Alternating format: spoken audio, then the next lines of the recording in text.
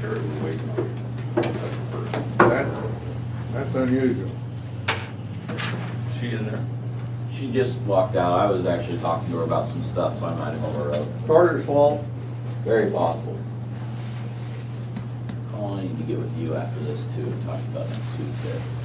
I'd like to get a stream address from you for that 11 o'clock. bid opening. How'd she do us like this? Time to go?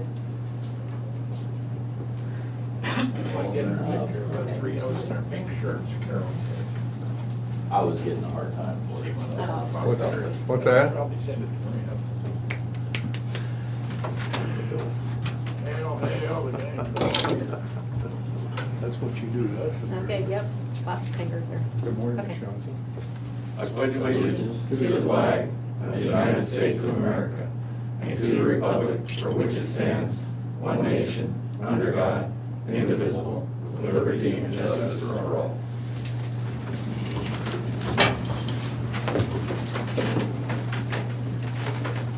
Good morning. Good morning, County Board of Supervisors, December 1st, 2020. We're far enough away, I'm gonna take that off.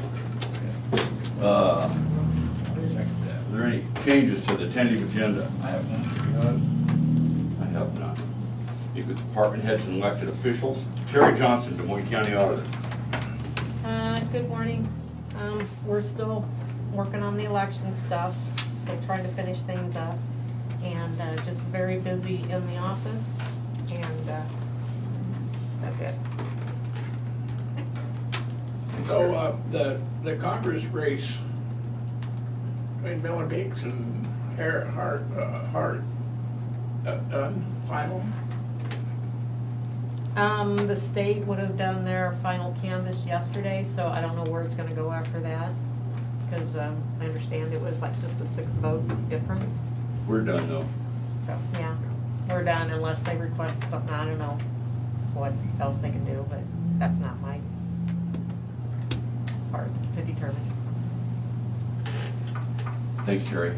Colin Gerst, IT. No, I just came busy like always, nothing really to report. Okay, thank you. Rodney Buisner, Maintenance. Good morning, Sam. Just keeping busy, preparing for these winter months. Nothing there to report.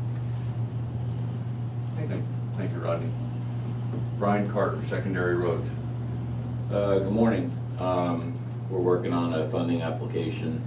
It's our turn to apply, I guess, for some funding that comes around about every 4 years or so. So I'll be putting a resolution in front of you guys for that sometime in probably next week if I can get everything together. So just a heads up on that.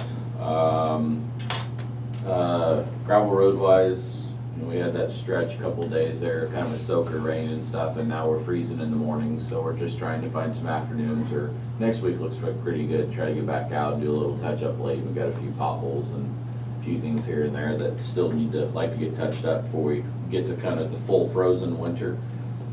Highway 99 bridge is coming along good. They are installing a cofferdam at the side of what will be the new southern pier, so kind of tucked up. Well, basically the south pier goes more or less where the old pier was, right along the toe of the levee. So they're installing that. They have to be able to excavate and remove the rest of the old pier so that they can construct the new pier. So.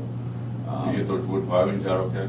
They have not gotten going on that yet. They're still waterproofing, I guess would be the way to say it. I mean, it's not a lot of water there, but when you get down, they're that close to the river, you have groundwater. So they've got to do the cofferdam so they can pump out water as they dig the hole deeper. So, that's to be determined yet. I'm sure they will, but they're just not quite there yet. So, but they are still making good headway, and that's important. People want to know that they're working, and they are working. So, and then I mentioned a couple weeks ago about the next bridge to the north on Highway 99. That will only be a 1-lane deal for a day. It will not be a closure. They weren't sure if they'd be able to set their boring rig up and do the soil borings on the bridge and keep 1 lane open. That is a very narrow bridge, as is the one we're replacing. and they do believe they'll be able to keep it to one lane. So I just wanted to give you a heads up, that won't be a closure, which is, I'm pleased about, because that would have been a pain. It only been for a day and life would have gone on, but still, you'd prefer not to. So it will be one lane, so it will be some inconvenience. There'll be lights, there'll be traffic control. And I don't have a date for that yet, I just want to let you know that won't be a closure. So that's considerably less inconvenient than it could have been. So, yeah, and we're just still moving along, trying to get back to ditching tomorrow, and we're gonna go as long as the weather lets us go. We'll just see what's going on. We had snow on the ground last year at this time, so. Yep, we had 4 inches of snow at Trick or Treat last year, Yeah. so, My apologies in advance. Back in about 7 seconds. yeah, so we'll just keep on going along. Yeah. And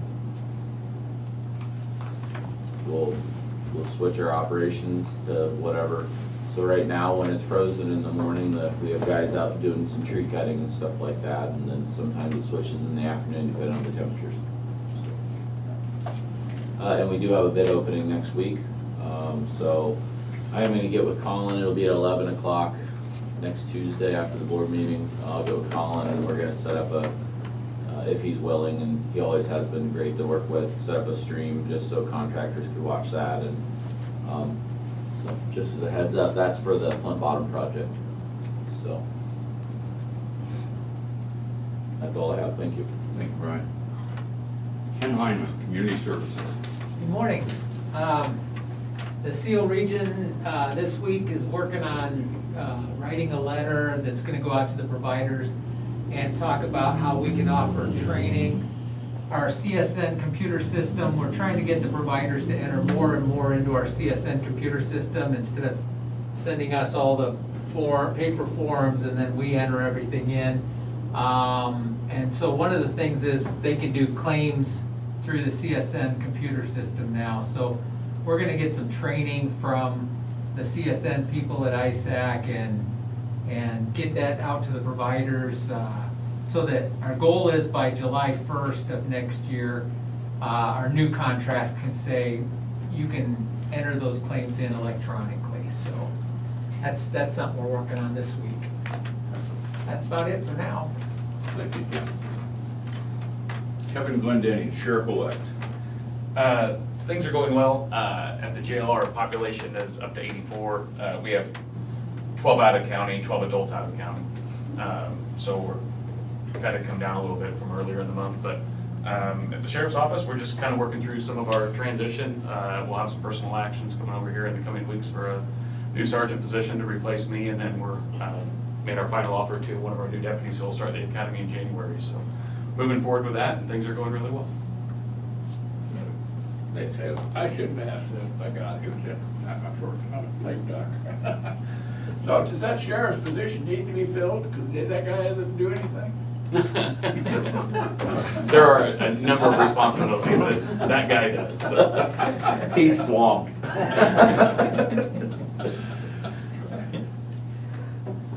Lisa Shaper, Des Moines County Attorney. We're pretty quiet. Obviously, jury trials have had a moratorium placed on them again until February. However, we still are doing bench trials, motion hearings, juvenile hearings, although the bulk of those are done by phone or video. But other than that, it's pretty quiet, knock on wood. Thank you, Lisa. Krista Fogelmiller, Local Health. Good morning. We continue to be busy over at Local Health with contact tracing. Our current county numbers is positive cases is 2,916 with 1,749 that have recovered. Our current 14-day rolling percentage is 18%, and that's come down in the last week and a half, so that's a very positive thing. Really encourage people to continue to do their social distancing, their hand washing, and staying home when they're sick. I think that's what's going to continue to bring those numbers down. So, and then I have an agenda item. When you say 2,000 cases, is that active right now? No, That's a 2009. running total. No, that's total since they started counting those back in March. So it's 2,916 year-to-date. So how many cases are there now? So, again, they have 1,749 that are recovered, but they are 28 days before they recover them. So currently, I think in the system today, we would have had 48 cases that we would have come through the system this morning. But yesterday, we had over 100, and that could have been, those are contact tracing cases. That doesn't mean that those are from just Sunday or whatever. That could have been accumulation of those that were found to be positive since last Thursday, because they didn't do any testing on Thursday. And I'm sure they were probably a lot of cases on Friday. So Well, there's quite a few. It seems to me that they, the way they report is for show, not for what's happening. And so the rest of us don't know we don't know what to believe. And of course, the news, present company not counting, that national news, you don't know, have any idea. You channel one channel and they say one thing, go to another and they say another thing, and it's ridiculous. And they wonder why our elections are screwed up. But anyway, your COVID, I really think that that's been mismanaged the way they report it. I think probably what I look at is that 14-day rolling percentage. I think that gives you a pretty good idea as far as, obviously this is the percentage of people that go and get tested. And so I think that does give us a good idea of what's happening in the community. I understand it's really difficult with having that exact number. That makes it really hard to know. It would be nice, and I think when you go out to the IDPH website, if you go down to one day, it will tell you the number of new cases that day, if you dig deep into that on the system there.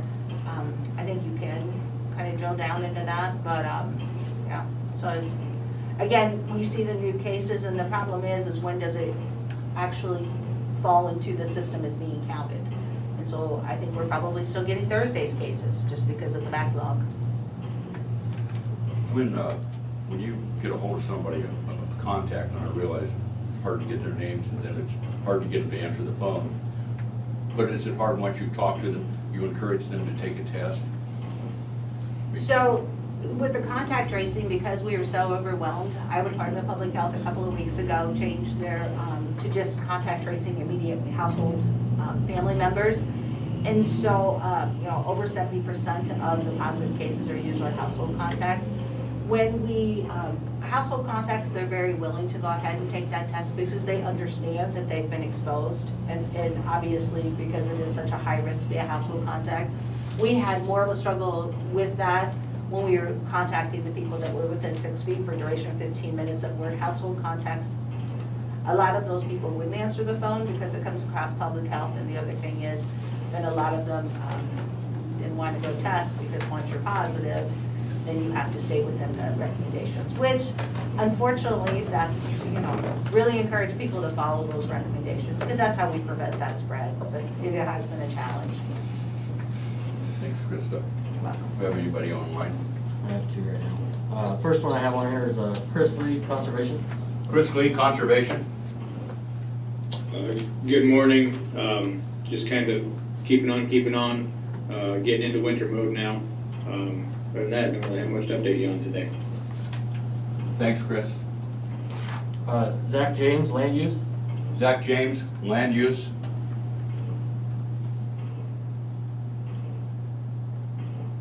Zach, if you're talking, we can't hear you.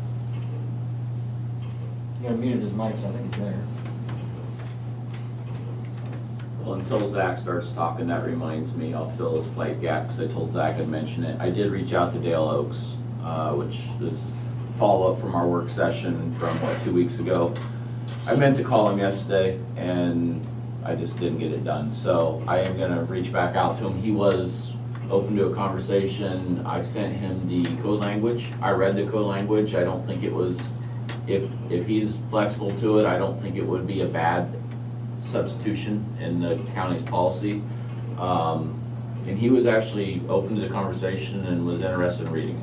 So I think I sent you guys an email, but I just followed up on that. So I will try to get him called today or tomorrow and just see what he thought about it. He should have had it over the holidays and had a chance to read it. So. So, Good way to- heads up. Need a double set of standards on that, because the 2-mile limit throws different look on it. Well, I think if it's written properly, the code language is pretty broad as far as the types of generic language offense, and I'm sure that'll get discussed down here in more detail before that change were to be made, even if Dale's supportive of it. I'm sure you guys will have another work session. But, as long as you use that language and then give the adjoining landowner, not the subdivider, but the adjoining landowner,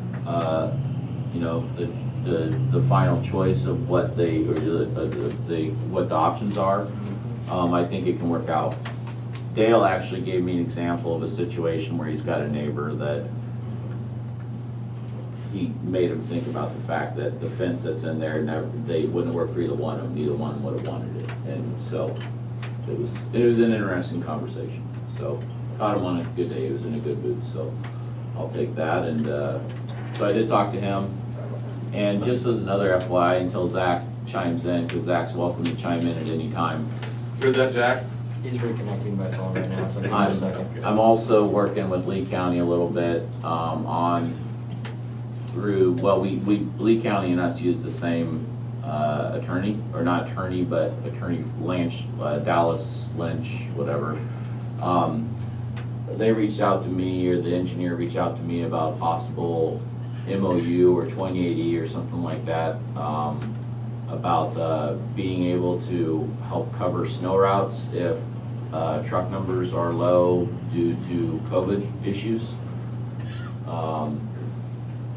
I have no problem with that. I'm always happy to help neighboring counties out. I was gone last week, but I told Ben I'd work with him, and he sent an email yesterday with a draft policy from Lynch Dallas. I think Amy is their attorney, and I haven't had a chance to look at it, so that very well may be coming your way at some point. Just give you a heads up that there is some conversation there. Thank you, Brian. Zach, are you there? Can you hear me? You can. All right, sorry about that. I'm not sure what's going on, but I switched over to my phone here, so. Things are going well in land use.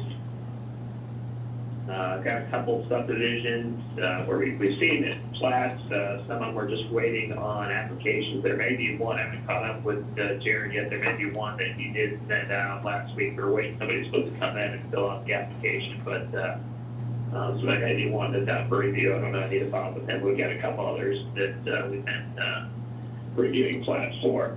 And so probably see a few more subdivisions here in the near future.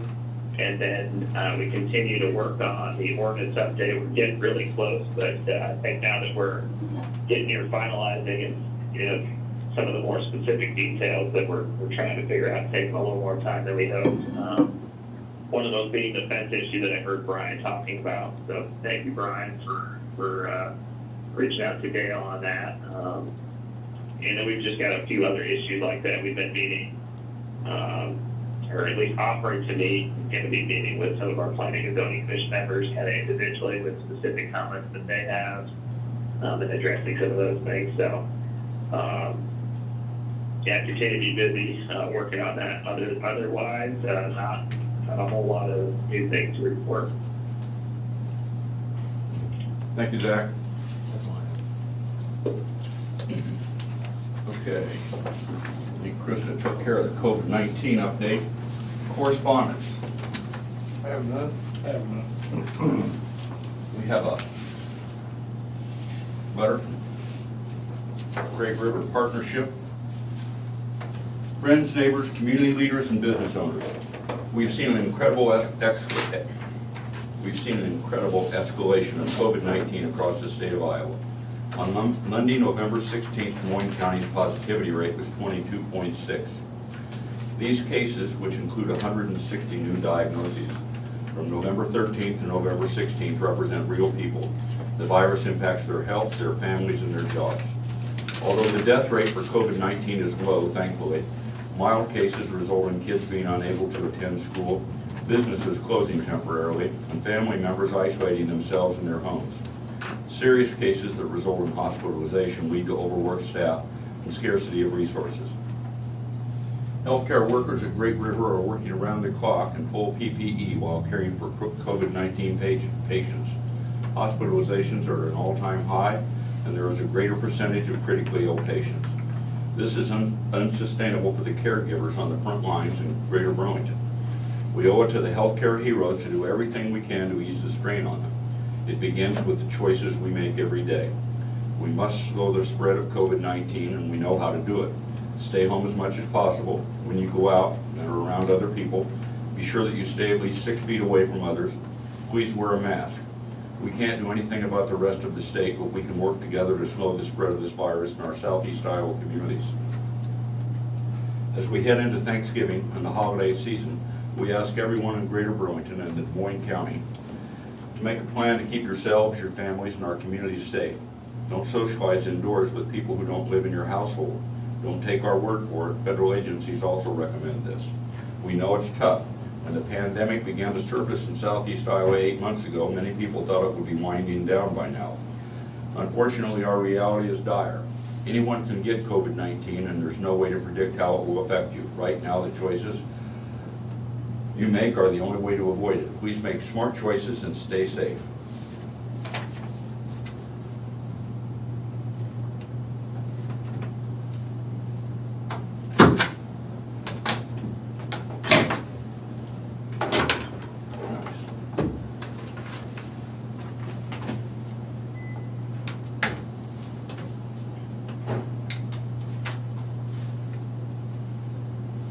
No other correspondence. We'll proceed to discussion and vote. We have accounts payable in the amount of $387,823.62. Move to approve. Second? Terry? Bob Beck, Yes. Jim Carrey, Yes. Tom Broker. Yes.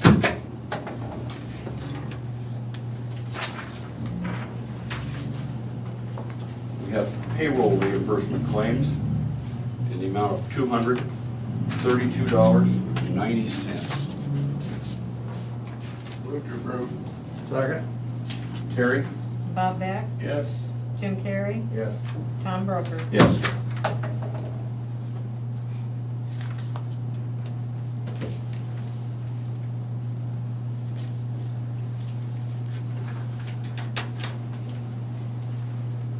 Sorry. We have an assignment of tax sale certificate, number 13-0419. Byron Gashler, 14876 Washington Road, Lot 23, West Burlington, would like Des Moines County to assign over their interest in tax sale certificate number 13-0419 to him. His reason for purchase is for investment purposes. He is offering a compromise of $554 for the tax sale certificate and all subsequent taxes and owing payable at this time for the parcel, as well as the $10 assignment fee. See breakdown below. Tax sale of the $1,114 due, he is offering to pay $398. This is the amount of the lien without interest. The 2012 and 2013 mobile home taxes are the years on the certificate. Subsequent mobile home taxes, 2014 through 2021 taxes, of the $1,903 delinquent and due, he is offering to pay $156. This payment is for the second half of 2020 and first half of the 2021 mobile home taxes only, without interest and cost. In the event an Iowa certificate of title is issued to him, he is asking that all prior subsequent mobile home taxes only in the amount of $1,014 without interest and cost be canceled. If you agree to honor his request for the assignment of certificate 130419, please sign where indicated on both the assignment of tax sale certificate and certificate, which you will find attached. As you're aware, Mr. Gashler has purchased a number of mobile homes over the last couple of years similar to this. He's making us an offer on this one. The trailer in question has been abandoned for 8 to 10 years, and naturally we aren't getting anything for it. And the treasurer even drove out there to look at the property, and it's not in very good shape. The this is quite likely the best and only offer we will get on this property. And the treasurer and I both recommend accepting this offer and putting it back on the tax rolls. I'll second that then. You're making a motion? Well, you did. Okay, okay, that's fine. You moved it, I'll second it. Okay. Terry? Tom Broker, Yes. Bob Beck, Yes. Jim Carrey. Yes.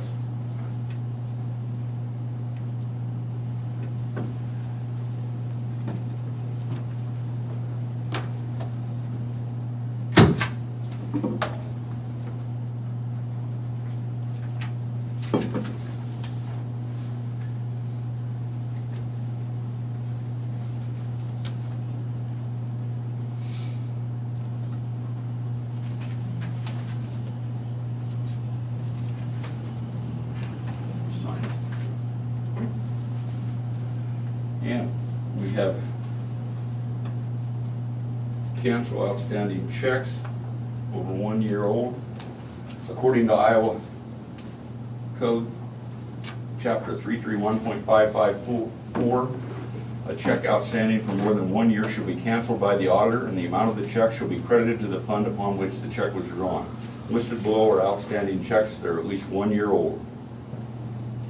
We have a check for the Iowa Division of Criminal Investigation for $7,493.22. ISRO for $150, I don't know what that is. Dr. Anthony Tatman, $10, 34 Raceways, $27.50. Mary Fortin, $190.70. Humphrey Law Office, $224.80. Farmers National Company, $1,635. These, this isn't necessary quite often, these are checks that haven't cleared, or, but they have to be, But they're all a year old. they're all a year old. They have to be canceled. I move to approve. Second. Terry? Bob Beck, Yes. Jim Carrey, Yeah. Tom. Tom Broker. Yes.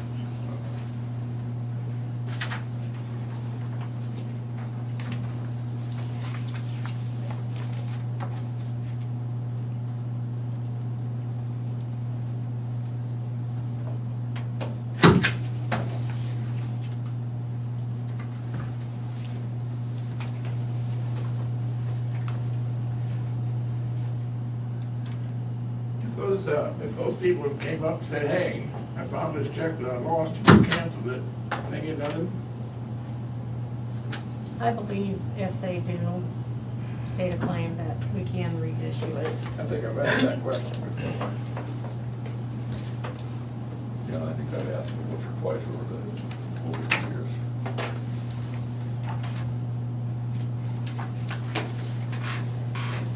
Okay, we have a approval of the weed commissioner certification.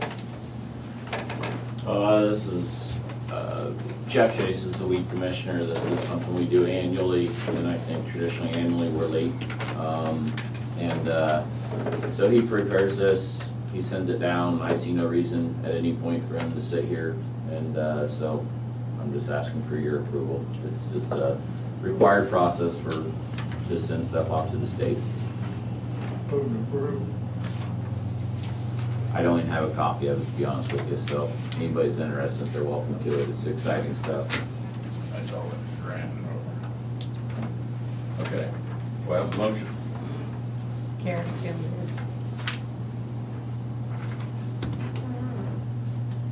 I didn't hear you. Jim motioned to approve, I just need a second. You will second that, Bob? Yeah, second. Terry? Jim Carrey, Yeah. Bob Beck, Yes. Tom Broker. Yes.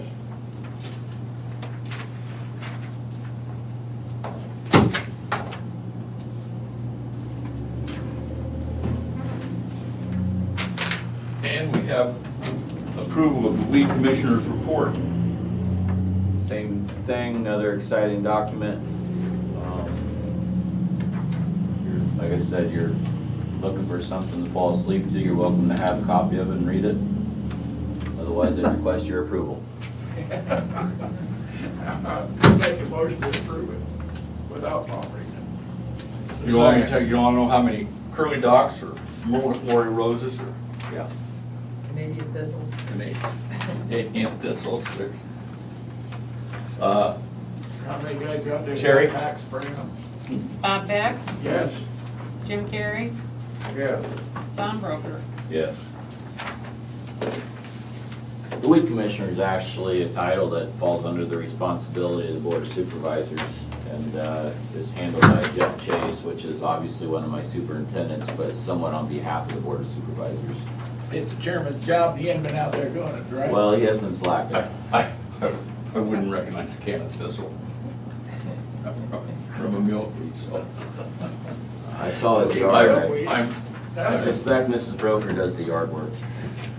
Milkweeds are a good deal What she now. tells They used me. to be farmer's worst enemy. Yeah. Another monarch butterfly's best friend. Right. We have personnel actions. For the correctional center, we have one Curtis Kenny, full-time correctional officer, unpaid time off of 13.93 hours. Move to approve? Second. Terry? Jim Carrey, Yeah. Bob Beck, Yes. Tom Broker. Yes.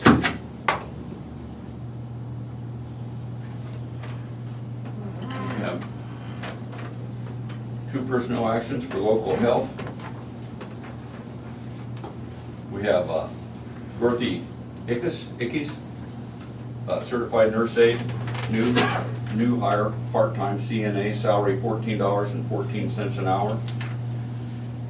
And Michelle Van Zieden, a disease prevention specialist, a new hire temporary disease prevention specialist at $23.88 an hour, temporary position ending January 31st, 2021. Move to approve both times. Second. Terry? Jim Carrey, Yeah. Bob Beck, Yes. Tom Broker. Yes.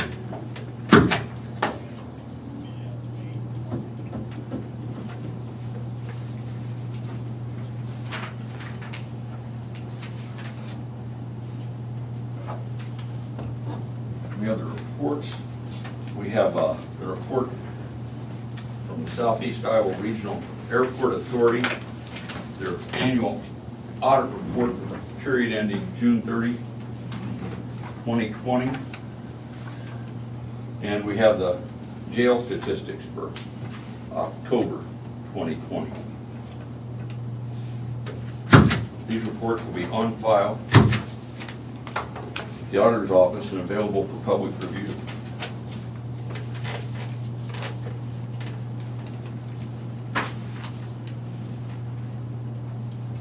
We have minutes for the regular meeting of November 17th, 2020. Move to approve. Second? Terry? Bob Beck, Yes. Jim Carrey, Yeah. Tom Broker. Yes. We have minutes for the special meeting of November 25th, 2020. Move to approve. Second? Terry? Bob Beck, Yes. Jim Carrey, Yeah. Tom Broker. Yes. This doesn't work quite as smoothly when No. you can't slide them back and forth. No, it doesn't. Not at all. And that disease specialist. If I'd known that specialist there was is this in much there. work involved, I might not have run for this office. Any other business? I have none. All right. Future agenda items. Committee reports.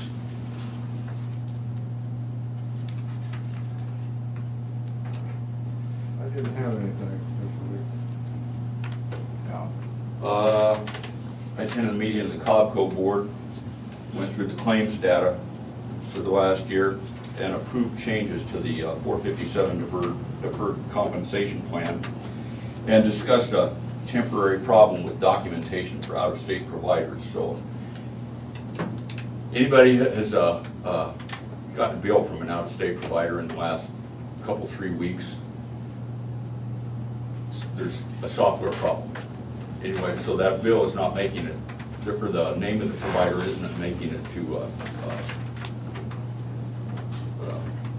not Melmark, but Two Rivers.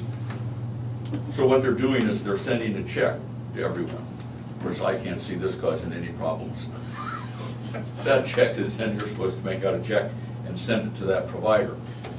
Fortunately, this only is, we're probably close to the end of it now. It's been going on about 4 weeks and maybe another couple weeks, and they'll have it ironed out. But if you know anybody that wonders why they got a check from insurer for, there should be an explanation with it. Have them call Carolyn Phillips. Anyway, that's all I have. Public input. If anybody from the public would like to address the board, since we have limited seating, anyone with a comment may call the board at 319-753-8203, extension 4. That's 319-753-8203, 319-753-8203, extension 4. Or email the Board of Supervisors at board@dmcounty.com. That's BOARD@dmcounty.com. We'll give you 2 minutes. In the meantime, is there any public comment from anyone in attendance? Let me down here, Bob. So Bob, who'll be the new chief down there? Is anybody gonna say goodbye to John Gaines? So I can put it in this story. This is John Gaines's last day, he's leaving the Hawkeye. And I just learned this last week, we don't have any editorial people there anymore, it's all done in Iowa City and Des Moines. And Michelle Niehaus runs the newsroom now, which consists of Michelle, Leah, John Loretta is photographer, and 2 freelancers named Bob. And that's it. John's a nice guy, done a good job, and I will miss him. Wish him the best. Wish him the best, yeah. Thank you. He'll probably cut that out of the story.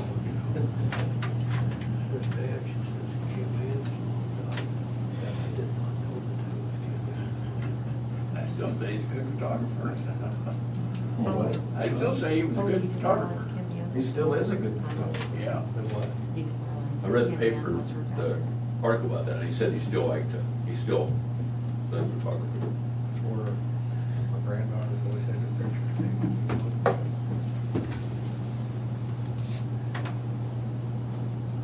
So next Tuesday's our budget kickoff meeting too, that's another thing coming up, I Yeah, think. right. At, 11:30 at the First Church of the Nazarene is that, okay, the church out there across from McDonald's? on Roosevelt, yeah. South end of town, Yep. 61.